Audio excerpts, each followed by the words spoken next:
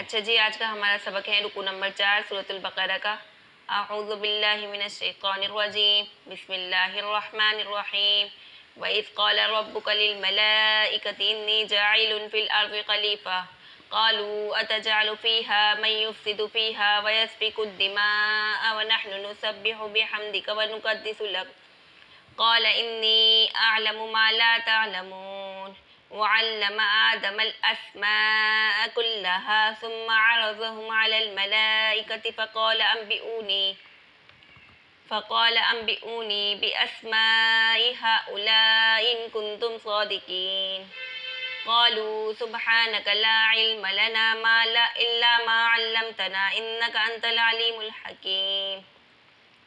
قال يا آدم أنبئهم بأسمائهم فلما أنبأهم بأسمائهم قال ألم أقل لكم إني أعلم غيب السماوات والأرض وأعلم ما تبدون وما كنتم تكتمون وإذ قلنا للملائكة اسجدوا لآدم فسجدوا إلا إبليس أبى واستكبر وكان من الكافرين وقلنا يا آدم اسكن أنت وزوجك الجنة وكلا منها رغدا حيث شئتما ولا تقربا هذه الشجرة فتكونا من الظالمين فأزلهما الشيطان عنها فأخرجهما مما كان فيه وقلنا اهبطوا بعضكم لبعض عدو وَلَكُمْ فِي الْأَرْضِ مُسْتَقَرٌّ وَمَتَاعٌ إِلَىٰ حِينٍ فَتَلَقَّىٰ آدَمُ مِن رَّبِّهِ كَلِمَاتٍ فَتَابَ عَلَيْهِ إِنَّهُ هُوَ التَّوَّابُ الرَّحِيمُ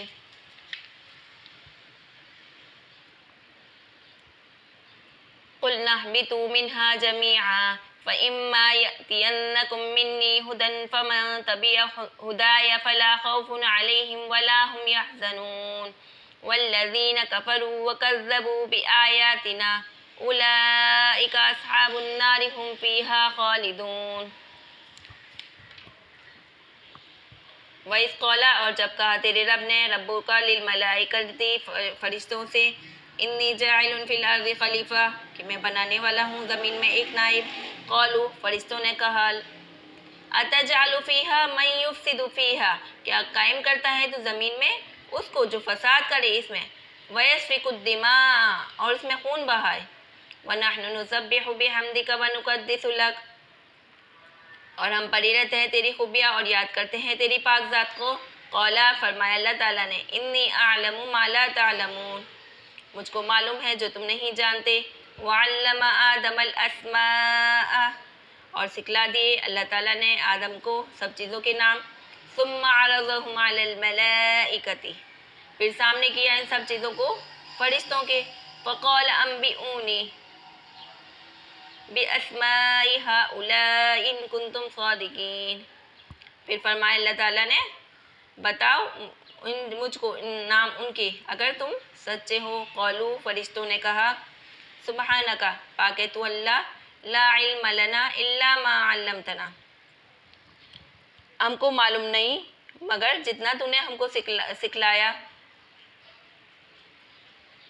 انک انت العلیم الحکیم اور بے شک تو ہی اصل جاننے والا ہے حکمت والا قال یا آدم انبئهم باسمائهم فرمایا اے آدم بتا دے فرشتوں کو ان چیزوں کے نام قال الم اقل لکم انی اعلم غیب السماوات والارض واعلم ما تبدون وما کنتم تکتمون پھر فرمایا کیا نہ کہا تھا میں نے تم کو کہ میں جانتا ہوں چھپی ہوئی چیزوں کو چھپی ہوئی چیزیں آسمانوں کی اور زمینوں کی اور زمین کی اور جانتا ہوں جو تم ظاہر کرتے ہو اور جو کچھ تم چھپاتے ہو وَإِذْ قُلْنَا لِلْمَلَائِكَةِ اسْجُدُوا لِآدَمَ فَسَجَدُوا إِلَّا إِبْلِيسَ أَبَى وَاسْتَكْبَرَ وَكَانَ مِنَ الْكَافِرِينَ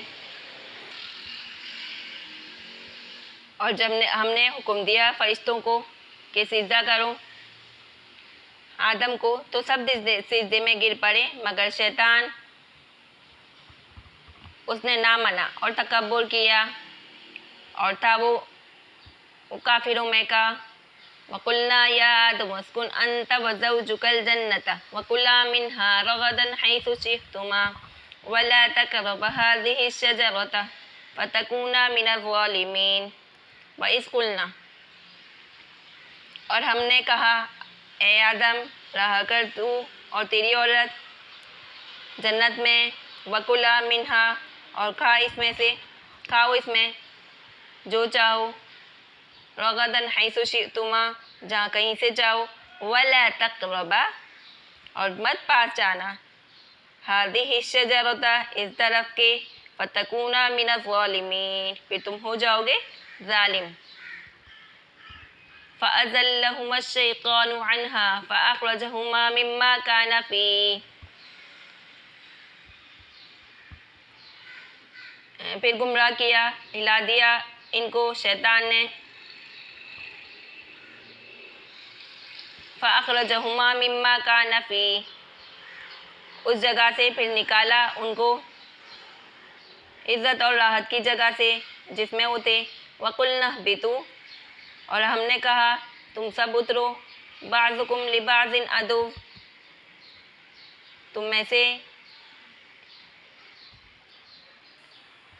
تم ایک دوسرے کے دشمن ہوگے وَلَكُمْ فِي الْأَرْضِ مُسْتَقَرٌّ وَمَتَاعٌ إِلَىٰ حِينٍ اور تمہارے واسطے زمین میں ٹکانا ہے اور نفع اٹھانا ایک وقت کے لیے فَتَلَقَّىٰ آدَمُ مِن رَّبِّهِ كَلِمَاتٍ فَتَابَ عَلَيْهِ إِنَّهُ هُوَ التَّوَّابُ الرَّحِيمُ پھر سیکھ لیے آدم نے اپنے رب سے چند باتیں فتاب علیہ پھر متوجہ ہو گیا اللہ تعالیٰ اس پر انہ هو التواب الرحیم اور بے شک وہی ہیں توبہ قبول کرنے والا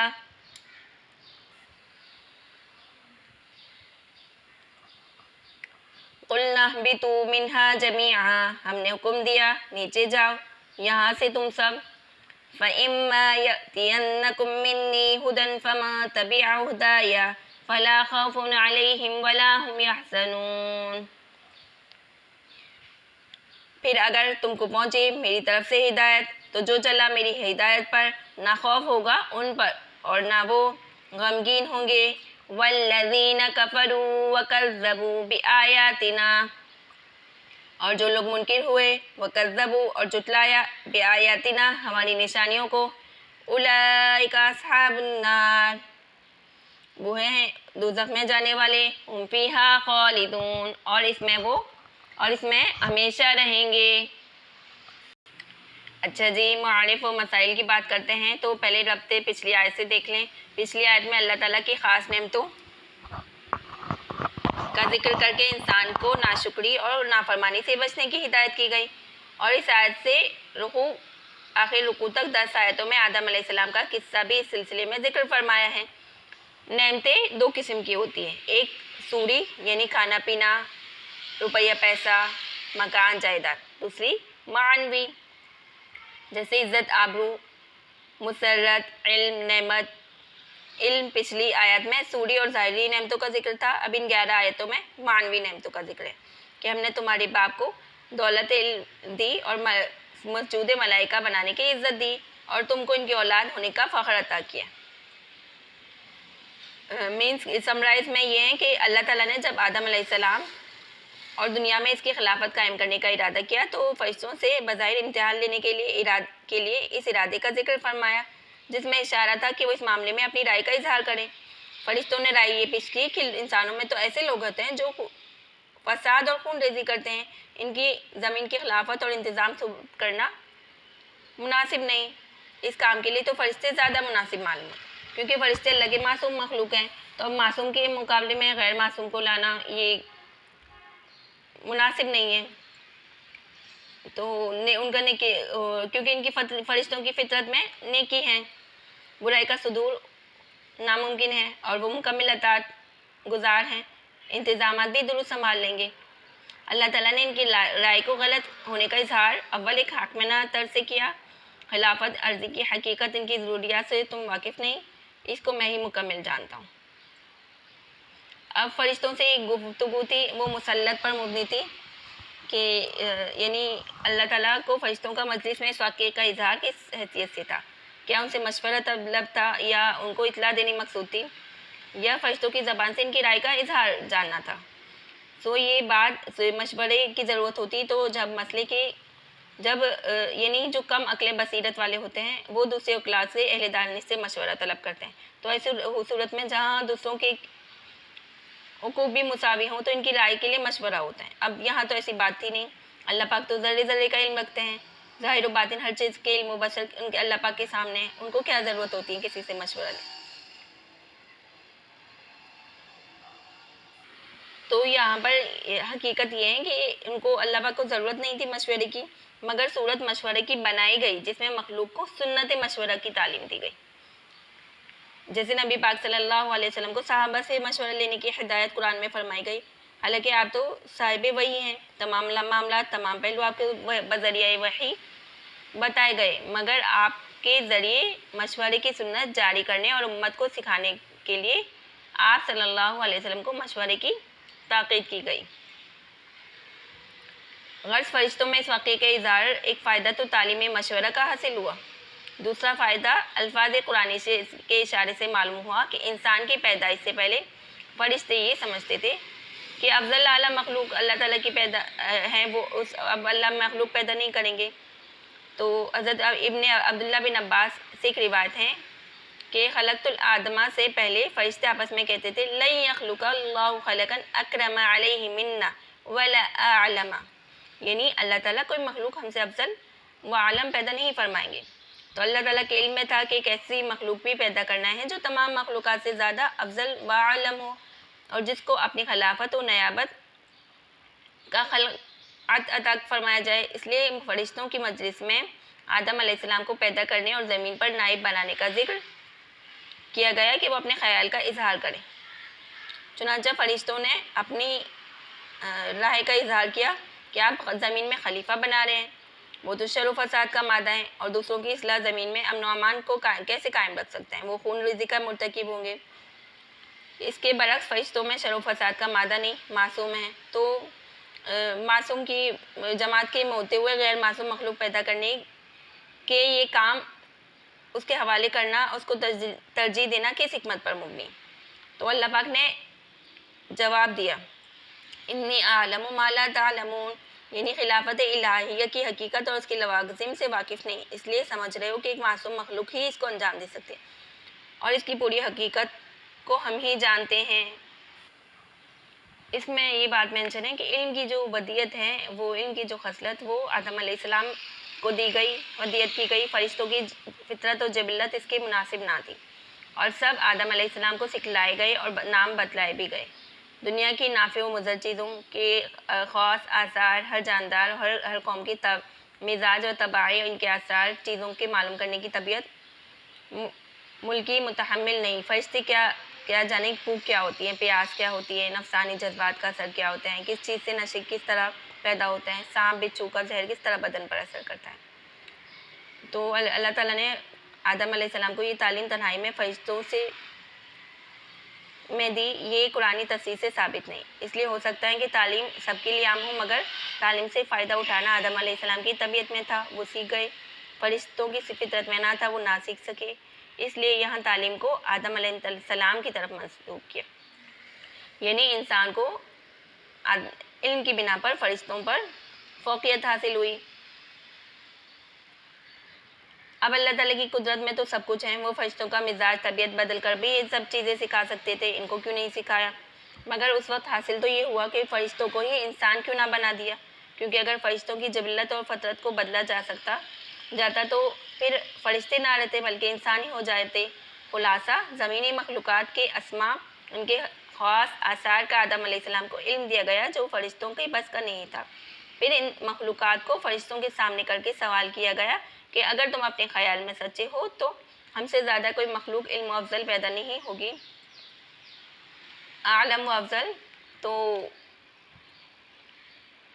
ان چیزوں کے نام بتلاؤ جن پر خلیفہ زمین کو حکومت کرنا ہے۔ یہاں یہ فائدہ حاصل ہوا کہ حاکم کے لیے ضروری ہے کہ اپنی محکوم رعایا کے مزاج و طباعی اور ان کے خاص و آثار سے پورا واقف ہو کہ مزاج کیسا ہے سامنے والا، اس کے بغیر وہ ان پر عدل کے ساتھ حکمرانی نہیں کر سکتا۔ جو شخص یہ نہ جانے بھوک کیسے لگتی ہے، تکلیف کیسی ہوتی ہے، اگر اس کو عدالت میں کوئی دعویٰ سیکھو بھوکا رکھنے کے متعلق کوئی پیش ہو تو اس کا فیصلہ کس طرح کرے گا جب اس میں یہ احساس نہیں ہوگا، فیلنگز نہیں ہوگی۔ غرض اسی واقعے سے اللہ تعالیٰ نے فرشتوں کو بتلایا کہ زمین کی نیابت کے لیے معصوم ہونے کو دیکھنا نہیں بلکہ ان کو دکھانا ہے کہ زمین کی چیزوں سے پورا واقف ہوں، ان کے استعمالات، طریقوں، ان کے ثمرات کو جانتا ہوں۔ اگر تمہارا یہ خیال صحیح ہے کہ فرشتے خدمت کے لیے زیادہ موزوں ہیں تو ان چیزوں کے نام بتاؤ۔ فرشتوں نے کہا سبحانک لا علم لنا الا ما علمتنا انک انت العلیم الحکیم۔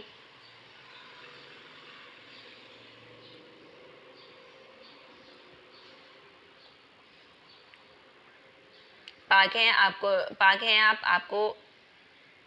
ہم کو علم نہیں مگر وہی جو آپ نے عطا فرمایا، بے شک آپ بڑے علم و حکمت والے ہیں۔ یہاں اس آیت میں فرشتوں کا اقرار ہے کہ زمین کی نیابت کے لیے موضوع ہے انسان۔ دوسرا یہ کہ اس جگہ فرشتوں کو اس کی کیسے خبر ہوئی کہ انسان خون ریزی کرے گا؟ اس کا جواب جمہور محققین کے نزدیک یہ ہے کہ اللہ تعالیٰ نے انسان کے حالات اور ان کے ہونے والے معاملات بتا دیے تھے۔ بعض آثار میں ہے کہ جب اللہ تعالیٰ نے فرشتوں سے آدم کو خلیفہ زمین بنانے کا ذکر کیا تو فرشتوں نے اللہ تعالیٰ ہی سے اس خلیفہ کا حال دریافت کیا۔ اللہ تعالیٰ نے ان کو بتلایا، اس سے فرشتوں کو تعجب ہوا کہ جب انسان کا یہ حال ہوگا، وہ خون ریزی کرے گا تو زمین میں خلیفہ منتخب کرنا کس حکمت پر تھا؟ اس کا جواب حق تعالیٰ شانہ کی طرف سے آدم علیہ السلام کے علمی توفیق کا اظہار فرما کر دے دیا گیا کہ خون ریزی سے جو شعبہ ان کے استحقاق نیابت پر کیا گیا تھا، اس کا جواب انی اعلم ما لا تعلمون۔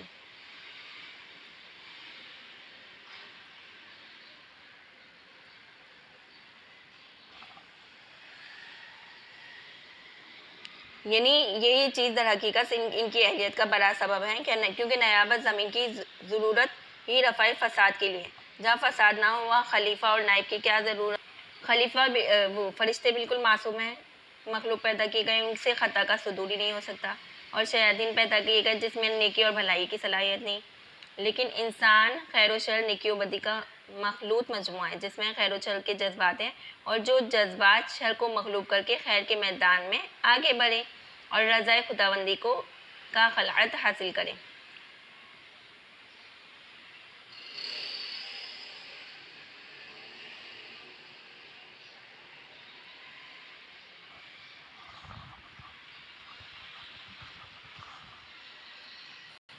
اب یہاں پر آگے یہ بیان کیا گیا کہ آدم علیہ السلام کو معلم کا درجہ دیا گیا، فرشتوں کو طالب علم کا، جس میں آدم علیہ السلام کو فضیلت و تفوق ایک اہم صورت سے اظہار کیا گیا۔ اس واقعے سے معلوم ہوا کہ فرشتوں کے علوم میں کمی اور زیادتی ہو سکتی ہے کیونکہ جس چیز کا ان کو علم نہیں دیا گیا، آدم علیہ السلام کے ذریعے ان چیزوں کا اجمالی طور پر کسی نہ کسی درجے میں علم دیا گیا۔ اب خلافت عرض کا مسئلہ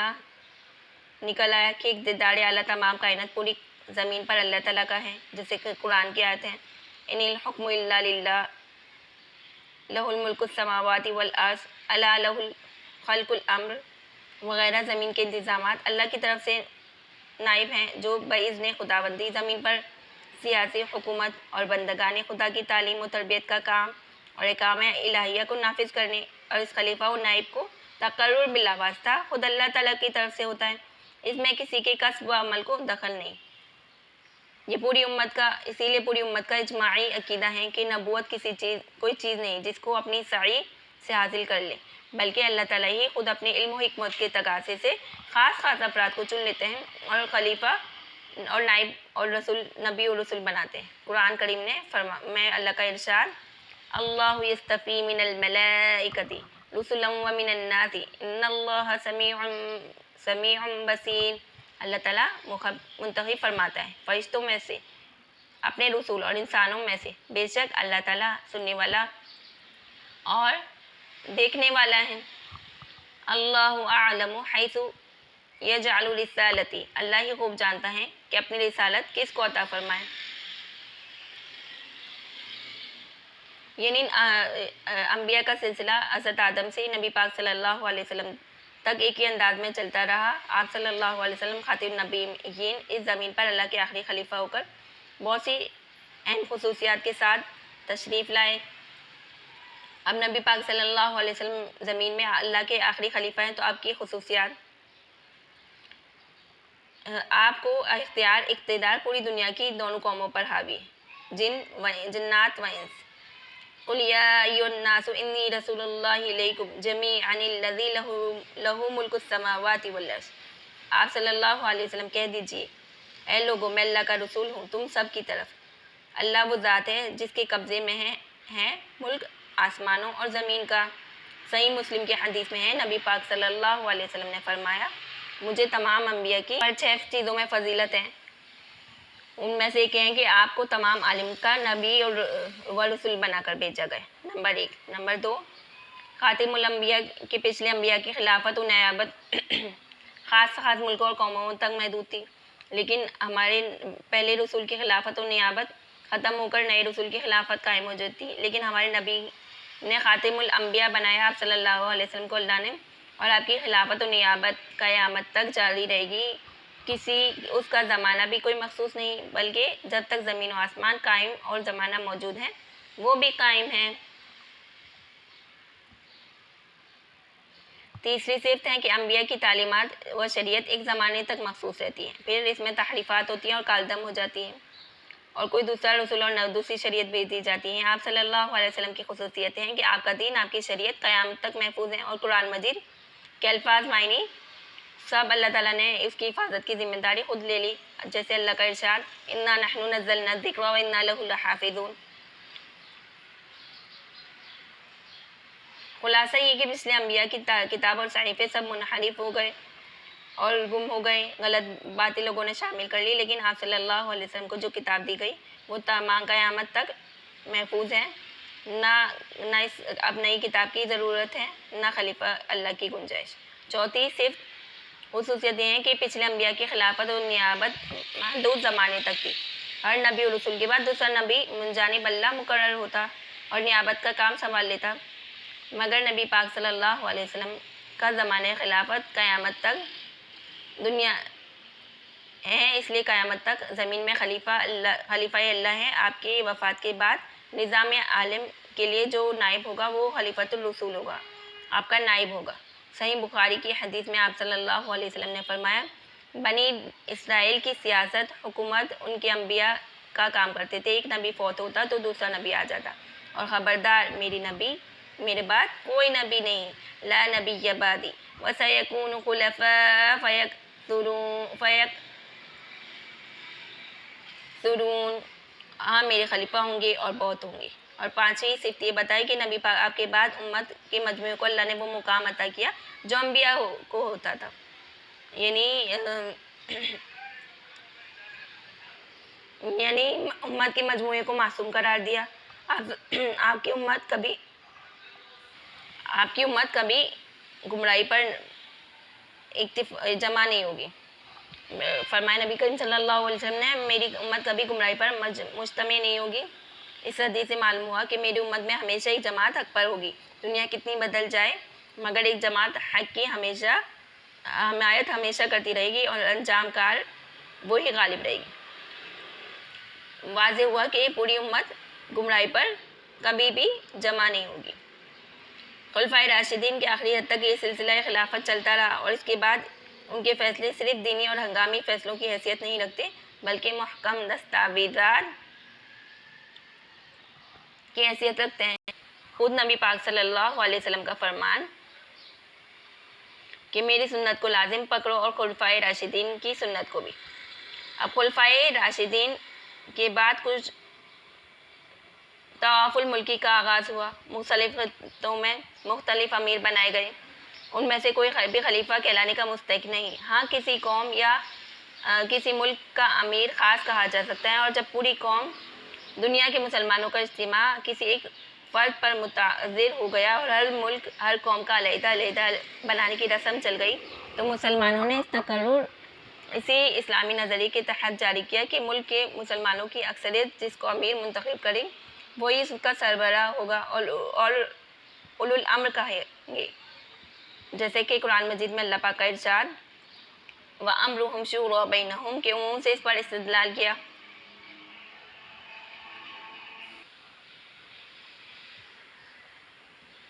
اور جب کہا گیا فرشتوں سے کہ سجدہ کرو تو سب سجدے میں گر پڑے سوائے ابلیس کے، اور اس نے تکبر کیا اور وہ تھا کافروں۔ یعنی آدم کو سجدے کا حکم تمام ذی العقول کے مخلوقات کے لیے تھا، جن میں فرشتے اور جنات سب داخل ہیں،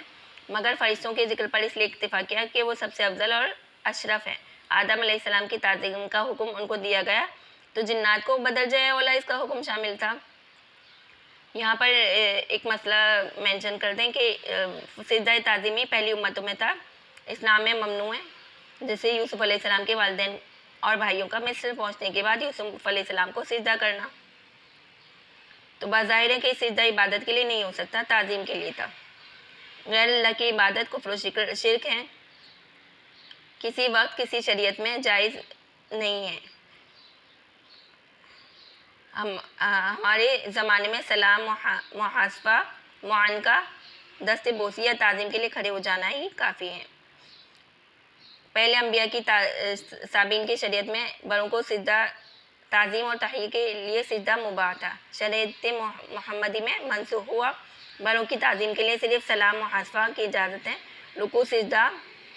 نماز پر ہاتھ باندھ کر کھڑے ہو کر ناجائز قرار دیا۔ توضیح اس کی یہ ہے کہ اصل کفر و شرک اور غیر اللہ کی عبادت تو اصول ایمان کے خلاف ہے، وہ کبھی کسی شریعت میں جائز نہیں، لیکن کچھ افعال و اعمال ایسے ہیں جو اپنی ذات میں کفر و شرک نہیں، لوگوں کی جہالت اور غفلت سے وہ افعال ذریعہ شرک و کفر بن سکتے ہیں۔ ایسے افعال کو انبیاء سابقین کی شریعتوں میں مطلقاً منع نہیں کیا، لیکن ان کے ذریعے شرک بنانے سے روکا گیا، جیسے جانوروں کی تصویریں بنانا۔ اپنی ذات میں کفر و شرک نہیں، لیکن اس لیے پچھلی شریعتوں میں جائز تھا کہ حضرت سلیمان کے قصے میں مذکور ہیں یعلمون لہ ما یشاء من محارب و تماثیل، یعنی جنات ان کے لیے بڑی محرابیں اور تصویریں بناتے تھے، تو پہلے تعظیم سجدہ پہلی شریعتوں میں جائز تھا۔ جہالت سے یہ چیزیں شرک و بت پرستی کا ذریعہ بن گئی، اسی راہ سے انبیاء کے دین کی شریعت میں تحریف ہوئی اور دوسرے انبیاء دوسری شریعتوں نے آ کر اس کو ہٹایا۔ امت محمدیہ چونکہ دائمی اور ابدی شریعت ہے، اس لیے نبی پاک صلی اللہ علیہ وسلم پر نبوت کا سلسلہ ختم اور آپ کی آخری شریعت ہے، اس لیے اس کو تحریف سے بچانے کے لیے ہر ایسے سوراخ کو بند کیا جہاں سے شرک و بت پرستی آ سکے۔ اس سلسلے میں وہ تمام چیزیں اس شریعت میں حرام کر دی گئی جو پہلے زمانے میں شرک و بت پرستی کا ذریعہ تھی۔ یہاں پر تصویر سازی کو حرام کیا، سجدہ تعظیم کو حرام کیا، ایک ایسے اوقات میں نماز پڑھنے کو حرام قرار دیا جس میں مشرکین اور کفار اپنے معبودوں کی عبادت کرتے تھے تو کسی وقت شرک کا ذریعہ بن جائے۔ صحیح مسلم کی حدیث میں ہے کہ نبی پاک صلی اللہ علیہ وسلم نے آقا حقوق کو حکم دیا کہ غلام کو عبد یعنی اپنے بندہ کہہ کر نہ پکار، اور غلاموں کو یہ حکم دیا کہ وہ اپنے آقاؤں کو اپنا رب نہ کہیں، حالانکہ لفظی اعتبار سے بندے کے معنی غلام اور رب کے معنی پالنے والا اور تربیت کرنے والے ہیں۔ ایسے الفاظ کا استعمال ممنوع ہونا مگر محض اس لیے کہ یہ الفاظ شرک ہیں، کسی وقت جہالت سے یہی الفاظ آقاؤں کی پرستش کا دروازہ نہ کھول دی، اس لیے روکا گیا۔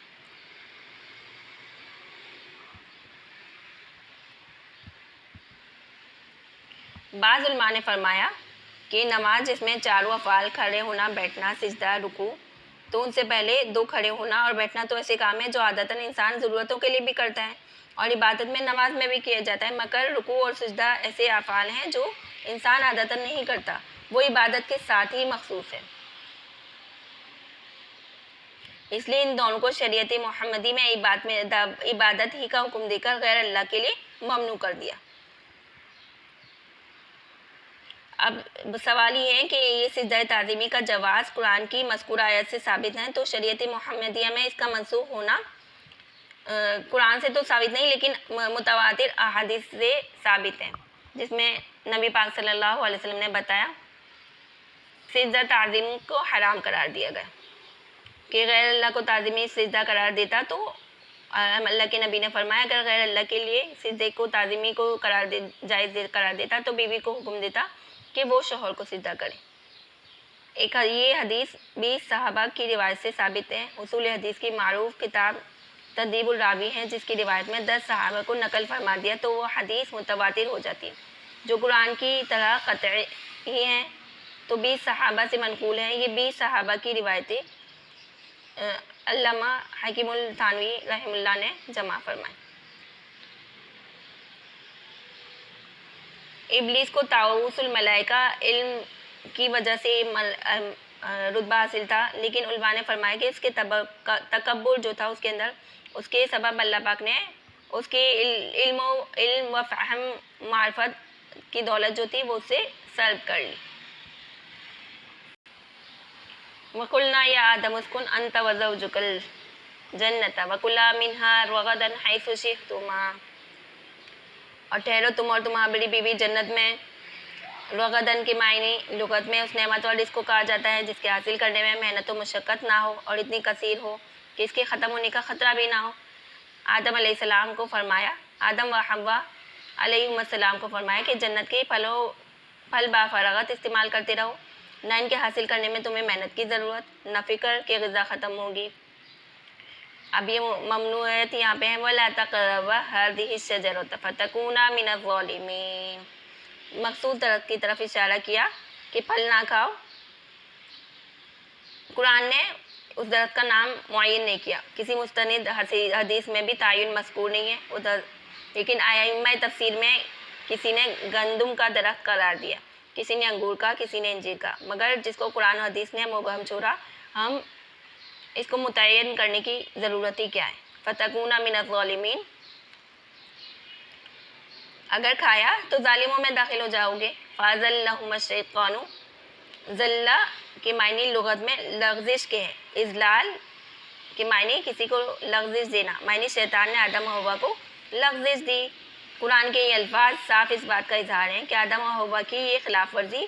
اس طرح کی نہ تھی جو عام گناہ گاروں کی ہوتی ہے، بلکہ شیطان نے دھوکے فریب میں مبتلا کر کے ان کو وہ پھل کھلا دے پھل جس کا انکار تھا وہ کھا بیٹھے۔ انہا میں لفظ ان بمعنی سبب ہے، یعنی اس درخت کے سبب و ذریعے سے شیطان نے آدم علیہ السلام و حوا کو لغزش میں مبتلا کر دیا۔ تو سوال یہ ہے کہ جب شیطان کو سجدے سے انکار کی بنا پر پہلے ہی مردود کر کے جنت سے نکال دیا تو یہ آدم و حوا کو بہکانے کے لیے جنت میں کیسے پہنچا؟ تو شیطان کے بہکانے اور وہاں تک پہنچنے کی بہت سی صورتیں ہو سکتی ہیں۔ یہ بھی ممکن ہے کہ بغیر ملاقات کے ان کے دل میں وسوسہ ڈالا ہو۔ شیاطین جنات میں سے ہیں اور اللہ تعالیٰ نے جنات کو بہت سے ایسے تصرفات پر قدرت دی ہے جو عام انسانوں کو ان پر نہیں ہو سکتے۔ یا قوت جنیہ کے ذریعے مسمرزم کے ذریعے آدم و حوا کے ذہن کو متاثر کیا۔ یہ بھی ہو سکتا ہے کہ کسی دوسری شکل مثلا سانپ وغیرہ کی شکل میں جنت میں داخل ہوا۔ آدم علیہ السلام کو ان کی دشمنی کی طرف دھیان نہ رہا۔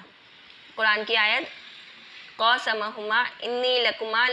لمن الناصحین، شیطان نے صرف وسوسہ اور ذہنی اثر ڈالنے سے کام نہیں لیا بلکہ آدم و حوا سے زبانی گفتگو کر کے اور قسمیں کھا کر ان کو متاثر کیا، یعنی شیطان نے دھوکے سے ان کو نعمتوں والے گھر سے نکالا جس میں وہ آرام سے زندگی گزار رہے تھے۔ اگرچہ بحکم خداوندی ہوا مگر سبب اس کا شیطان تھا، اس لیے نکالنے کی نسبت اس کی طرف کی گئی۔ وَقُلْنَا اهْبِطُوا، حکم دیا نیچے اتر جاؤ اور کہ تم میں سے بعضوں کے دشمن ہوگے۔ اس حکم کے مخاطب آدم و حوا میں ہیں۔ اگر شیطان اس وقت تک آسمانوں سے باہر نہیں گیا تھا تو وہ بھی اس خطاب میں شامل ہے۔ اس صورت میں باہم عداوت ہونے کا مطلب یہ ہے کہ شیطان کے ساتھ تمہاری عداوت کا سلسلہ دنیا میں بھی جاری رہے گا۔ اس واقعے سے کے وقت پہلے ہی شیطان نکالا جا چکا تھا، تو پھر اس کلام کا رخ آدم و حوا ان کی اولاد کی طرف ہوگا۔ ان کو بطور عتاب جتلایا کہ اس سزا کو تو پہلے ہی جنت سے زمین سے اتارا۔ دوسری سزا اس کے ساتھ کہ آدم آپ کی اولاد کے درمیان باہم عداوتیں ہوں گی، اور ظاہر ہے کہ اولاد کے باہم عداوت سے والدین کا لطف زندگی میں رخصت ہو جاتا ہے۔ وَلَكُمْ فِي الْأَرْضِ مُسْتَقَرٌّ وَمَتَاعٌ إِلَىٰ حِينٍ، یعنی آدم و حوا کو یہ ارشاد ہوا کہ زمین میں کچھ عرصے ٹھہرے رہنا، ایک معین میعاد کے تک کام چلانا، پھر زمین پر جا کر بھی دوام نہ ملے کچھ مدت کے بعد تو اس گھر کو بھی چھوڑنا پڑے گا۔ اچھا، یہاں سے جو مسائل نکل رہے ہیں، اسکن انت وزوجک الجنت، تو اس میں یہ اشارہ ہے کہ بیوی کی رہائش کا انتظام شوہر کے ذمہ ہے۔ دوسرا یہ کہ سکوت میں بیوی شوہر کی تابع ہے، جس مکان میں شوہر رہے اس میں اس کو رہنا چاہیے۔ اسکن میں اشارہ ہے کہ اس وقت یہ دونوں حضرات جنت کا قیام محض عارضی تھا، دائمی قیام جو شان ملکیت کی ہوتے ہیں وہ نہ تھی۔ لفظ اسکن کے معنی ہے کہ اس مکان میں رہا کرو، یہ نہیں فرمایا کہ یہ مکان تمہیں دے دیا گیا، یہ تمہارا مکان ہے۔ یہی وجہ ہے کہ اللہ تعالیٰ کے علم میں تھا کہ آئندہ ایسے حالات پیش ہوں گے کہ آدم و حوا کو جنت کا مکان چھوڑنا پڑے گا۔ نیز جنت کا استحقاق ملکیت ایمان اور عمل صالح کے معاوضے میں حاصل ہوتا ہے اور قیامت کے بعد حاصل ہوگا۔ تو اس سے حضرات فقہا نے مسئلہ اخذ کیا کہ اگر کوئی شخص کسی کو کہے کہ میرے گھر میں رہا کرو، یا یہ کہ گھر تمہارا مسکن ہے، تو اس سے مکان کی ملکیت اور دائمی استحقاق اس شخص کو حاصل نہیں ہو سکتا۔ غذا اور خوراک میں بیوی شوہر کی تابع ہیں، کہ غذا اور خوراک میں بیوی شوہر کے وہ اپنی ضروریات خواہش کے مطابق کرے، اپنی خواہش کے مطابق۔ کلا منہا میں فرمایا، اس میں اشارہ ہے کہ غذا اور خوراک میں بیوی شوہر کے تابع نہیں ہیں، وہ اپنی ضروریات اور خواہش کے مطابق اپنی مرضی کے مطابق استعمال کرے یا خواہش کے مطابق۔ اسی طرح ہر جگہ چلنے پھرنے کی آزادی ہے۔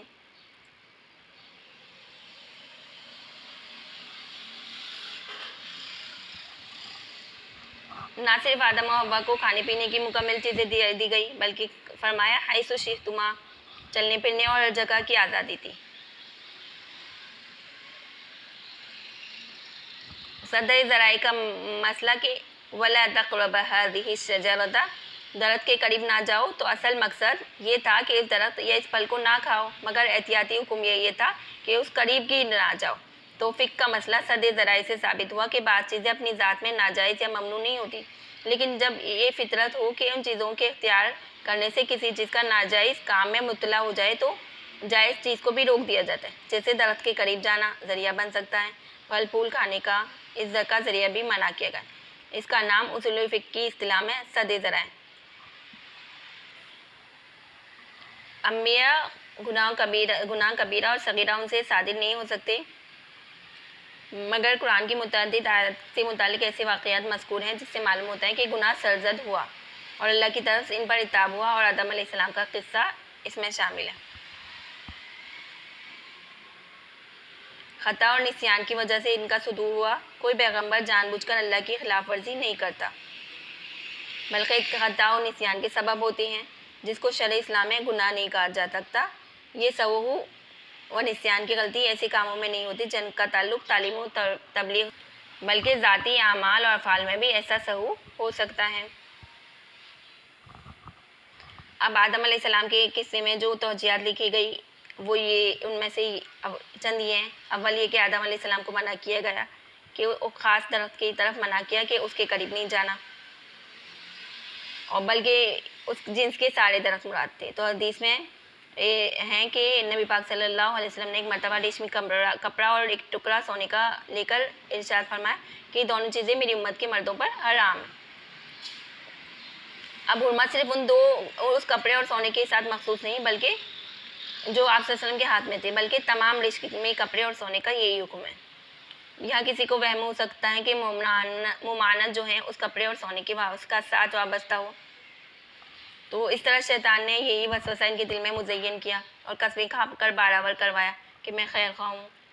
اور میں تمہیں کسی ایسے کام کا مشورہ نہیں دے رہا جو تمہارے لیے ممنوع اور مضر ہو۔ یہ جو درخت کی ممانعت تھی وہ دوسرا ہے، اور اس درخت کی ممانعت نہیں تھی۔ یہ بھی ممکن ہے کہ شیطان نے بارآور کروایا ہو کہ اس کے کھانے سے ہمیشہ ہمیشہ کے لیے جنت کی نعمتوں میں رہنے کا اطمینان ہو جائے گا۔ قرآن کی آیت فنسی ولم نجد لہو عزما، یعنی آدم بھول گئے اور ہم نے ان سے پختگی نہ پائی۔ بہرحال جان بوجھ کر نافرمانی کا صدور آدم علیہ السلام سے نہیں ہوا، بھول کر ہوا۔ یہ اجتہادی لغزش جو در حقیقت گناہ نہیں، آدم علیہ السلام کی شان نبوت اور قربت خداوندی کے مقام عالی کے مقام کے اعتبار سے لغزش سمجھی گئی، اور آدم علیہ السلام کی توبہ و استغفار کے بعد اس کو معاف کر دیا گیا۔ آگے برابر کروایا کہ آدم حوا کو اللہ تعالیٰ نے پہلے ہی متنبع کیا تھا کہ ان الشیطان لکم عدو، کہ شیطان دشمن ہے تمہارا۔ یہ والی آیت دیکھیں، فتلقى آدم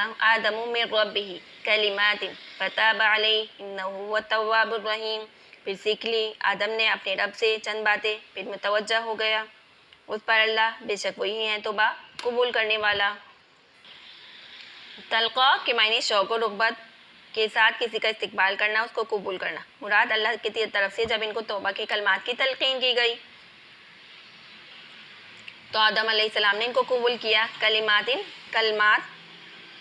حضرت ابن عباس کا قول ہے کہ وہ کلمات قرآن مجید میں دوسری جگہ منقول ہیں، ربنا ظلمنا انفسنا وان لم تغفر لنا وترحمنا لنکونن من الخاسرین۔ تابہ توبہ کے اصل معنی رجوع کے ہیں، اور جب توبہ کی نسبت بندے کی طرف کی جاتی ہے تو تین چیزوں کا مجموعہ ہوتا ہے۔ اول کیے ہوئے گناہ کو گناہ سمجھنا، نادم ہونا، دوسرا اس گناہ کو بالکل چھوڑ دینا، تیسرا آئندہ کے لیے دوبارہ نہ کرنے کا عزم۔ اگر ان میں کمی ہوئی تو پھر وہ توبہ نہیں ہوگی۔ اللہ توبہ کے الفاظ بول دینا نجات کے لیے کافی نہیں۔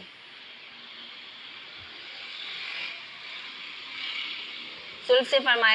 سے پوچھا گیا کہ جب کسی انسان سے گناہ ہو جائے تو کیا کرے؟ کہا اپنے والدین آدم و حوا نے کیا، یعنی اپنے کیے پر ندامت، آئندہ نہ کرنے کا عزم، اور اللہ تعالیٰ سے معافی کے لیے عرض ربنا ظلمنا انفسنا وان لم تغفر لنا وترحمنا لنکونن من الخاسرین۔ اگر آپ نے ہماری پروردگار ہم نے جانوں پر ظلم کیا، اگر آپ معاف نہ کریں گے، رحم نہ کریں گے تو ہم خسارہ پانے والوں میں سے ہو جائیں گے۔ حضرت یونس علیہ السلام نے عرض کی لا الہ الا انت سبحانک انی کنت من الظالمین، نہیں کوئی معبود نہیں اللہ کے سوا کوئی عبادت کے لائق، آپ ہر برائی سے پاک ہیں اور میں ظلم کرنے والوں میں داخل ہو گیا۔ حضرت موسیٰ علیہ السلام نے عرض کی رب انی ظلمت نفسی فاغفر لی، اے میرے پالنے والے میں نے اپنی جان پر ظلم کیا تو آپ میری مغفرت فرما دیجیے، بے شک اللہ پاک بخشنے والے رحم کرنے والے ہیں۔ اب تواب اور تائب میں فرق، اللہ تعالیٰ کا فرمان ان اللہ یحب التوابین، اللہ تعالیٰ کے لیے جس آیت میں وہ التواب الرحیم، اس میں مینشن ہے وہ التواب الرحیم، کہ جب بندے کے لیے استعمال ہوتا ہے تو معنی ہوتے ہیں گناہ سے اطاعت کی طرف رجوع کرنا، اور جب اللہ کے لیے استعمال ہوتا ہے تو معنی ہے توبہ قبول کرنے والا۔ قلنا اہبطوا منہا جمیعا، ہم نے حکم دیا نیچے جاؤ یہاں سے تم سب، فَإِمَّا يَأْتِيَنَّكُم مِّنِّي، پھر اگر تم کو پہنچے میری طرف سے کوئی ہدن ہدایت، فمن تبع تو جو چلا میری ہدایت پر، ہدایہ فلا خوف علیہم ولا هم یحزنون، تو نہ خوف ہوگا اس پر اور نہ وہ غمگین ہوں گے۔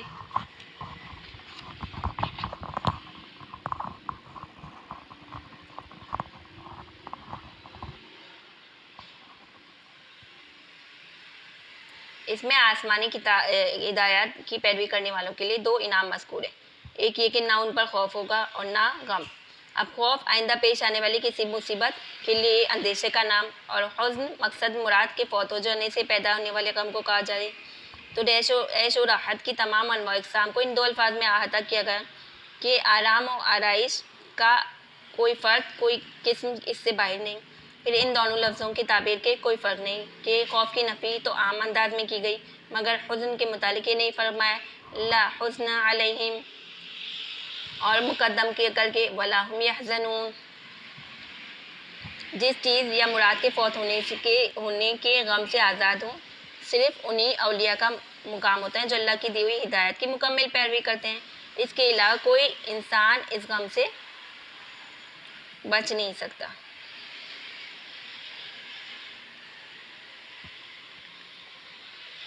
اولیاء اللہ جو ہوتے ہیں وہ اللہ اپنی مرضی کو اللہ کی مرضی میں فنا کر دیتے ہیں تو ان کو غم نہیں ہوتا. قرآن میں دوسری جگہ ارشاد فرمایا کہ اہل جنت کا یہ حال ہوگا کہ وہ جنت میں پہنچ کر اللہ تعالیٰ پر شکر کریں گے اور ان سے غم دور کر دیا گیا. الحمدللہ الذی اذھب عنا الحزن. اس سے معلوم ہوا کہ دنیا میں کچھ نہ کچھ غم ہونا انسان کے لیے ناگزیر ہے بجوز اس شخص کے جس نے اپنا تعلق اللہ تعالیٰ کے ساتھ مکمل اور مضبوط کر لیا.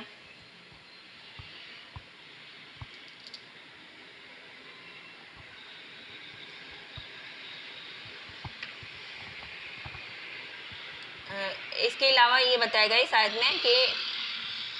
دنیا میں جو چیزیں خوفناک سمجھی جاتی ہیں اس سے انبیاء و اولیاء کو بشری طور پر طبعی خوف نہ ہو. ایسا نہیں ہے. موسیٰ علیہ السلام کے سامنے جب لاٹھی کا سانپ بنا تو اس کا ڈر جانا قرآن میں مذکور ہے. فَأَوْجَسَ فِي نَفْسِهِ خِیفَةً کیونکہ یہ فطری طبعی خوف ابتدائی حال میں تھا. پھر اللہ نے فرمایا لا تخف تو یہ ڈر بالکل نکل گیا. یہ بھی کہا جا سکتا ہے کہ آدم علیہ السلام کا یہ خوف عام انسانوں کی طرح اس کی بنیاد پر نہ تھا کہ سانپ ان کو کوئی تکلیف پہنچائے بلکہ اس لیے تھا کہ بنی اسرائیل اس سے کہیں گمراہی میں نہ پڑ جائیں. تو یہ خوف ایک قسم کا آخری خوف تھا. آخری آیتیں والذین کفروا میں بتایا گیا والذین کفروا وکذبوا بآیاتنا اور جنہوں نے کفر کیا اور جھٹلایا ہماری آیتوں کو پیروی نہیں کی ان کا ٹھکانہ ہمیشہ ہمیشہ جہنم میں. اس سے مراد وہ لوگ ہیں جو اس کی ہدایت سمجھنے اور اس کی پیروی کرنے سے انکار کر دیں. یعنی کفار مومنین جو ہدایت کو ہدایت ماننے کا اقرار کرتے ہیں وہ عملاً ایسے گناہ گار ہوں جو گناہوں کو سزا بھگتنے کے بعد بالآخر جہنم سے نکال لیے جائیں. واللہ اعلم. اللہ پاک اس پڑھنے پڑھانے کو قبول فرمائے عمل کی توفیق عطا فرمائے. ربنا آتنا فی الدنیا حسنۃ وفی الآخرۃ حسنۃ وقنا عذاب النار. السلام علیکم.